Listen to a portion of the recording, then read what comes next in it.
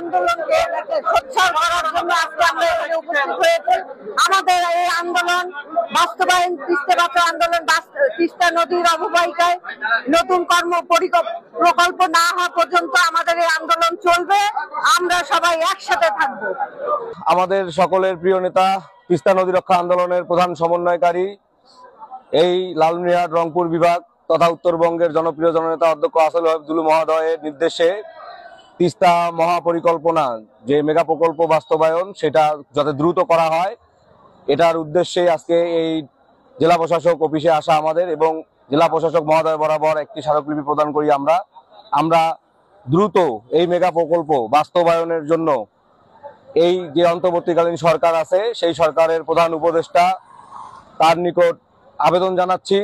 এই তিস্তাপাড়ের মানুষ অবহেলিত, বঞ্চিত, তাদের দুঃখ দুর্দশা এবং এই যে কষ্টের জীবন দীর্ঘদিনের, সেই জীবন থেকে বাঁচার একটি উপায় হলো এই তিস্তা মেগা প্রকল্প বাস্তবায়ন।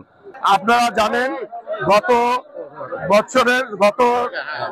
ফেব্রুয়ারির 16 এবং 17 তারিখ এই অঞ্চলের মানুষ তিস্তা বাঁচাও আন্দোলনের প্রধান সমন্বয়ক অধ্যক্ষ আসাদুল হাবিবুল্লাহর নেতৃত্বে আমরা 48 ঘন্টা তিস্তার পরে এই মেগা প্রকল্প বাস্তবায়ন করে তিস্তা তীরবর্তী এবং বৃহত্তর রংপুরের যে 5টি জেলা এই তিস্তার করাল গ্রাসে যারা ক্ষতিগ্রস্ত, সেখানে আমাদেরকে রক্ষা করার জন্য এই আন্দোলন কর্মসূচি শুরু করেন এবং এই আন্দোলন কর্মসূচির প্রধান সমন্বয়ক অধ্যক্ষ আসাদুল হাবিবুল্লাহর নেতৃত্বে এই কর্মসূচি চলছে।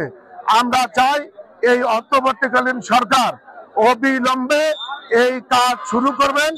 এই কাজ নিয়ে যেন আর কেউ কোনো প্রকার টালবাহানা না করে, সেই কারণে অবিলম্বে এই তিস্তা মেগা প্রকল্প বাস্তবায়নের দাবিতে আজকে আমরা জেলা প্রশাসকের মাধ্যমে আমাদের স্মারকলিপি আমরা প্রধান উপদেষ্টা বরাবর প্রেরণ করলাম।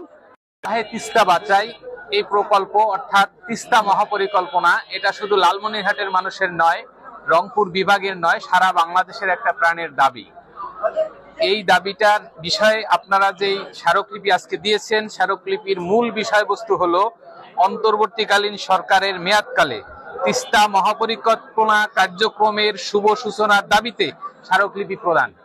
আমরা আপনাদেরকে স্বাগত জানাই, শুভেচ্ছা জানাই এবং এই স্মারকলিপি আমরা আপনাদের দেওয়া স্মারকলিপি অর্থাৎ এই বিভাগের দেওয়া স্মারকলিপি অর্থাৎ এই লালমনিরহাট জেলার স্মারকলিপি আমরা সরকার প্রধান তথা আমাদের মাননীয় প্রধান উপদেষ্টা স্যার বরাবর প্রেরণ করব।